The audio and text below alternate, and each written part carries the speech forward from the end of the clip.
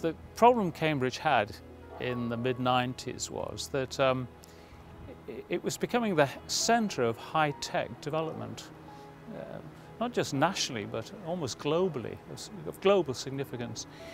And yet the growth of the city was being constrained by a plan dating from 1952.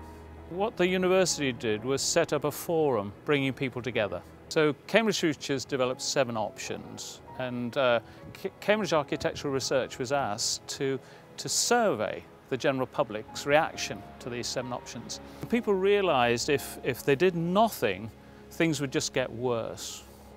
That young people wouldn't be able to live in Cambridge, and all sorts of things would deteriorate, like schools and the health service, because nobody could afford to live here any longer. The 3 options that the people of Cambridge preferred were densification of the city, especially along the railway line, selective extension into the green belt in places that were less sensitive, and development of new settlements and existing villages, preferably along good transport links.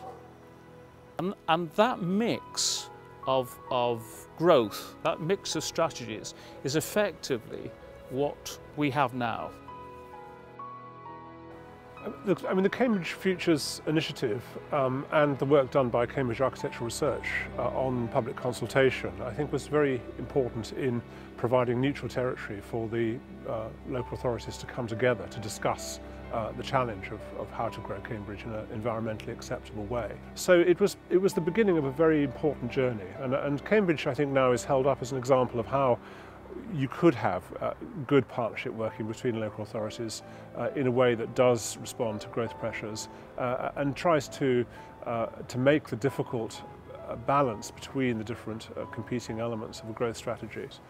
Well, I think of the different parts of the mix in the strategy, the first element, which was making the best use of the existing urban sites that we had. I think where we're standing now in Accordia is really the best example of that.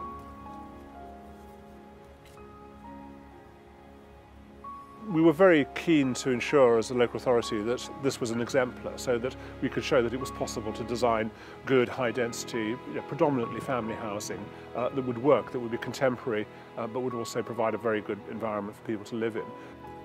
One of the lessons that came out of this for us in Cambridge Architectural Research is that you can consult the general public, but the way you should do it is ask them to respond to a set of options and ask them to respond to strategic questions, but in terms people could relate to, in terms of jobs, traffic congestion, house prices. The key thing that Cambridge Futures did was convince these elected representatives that people were in favour of growth.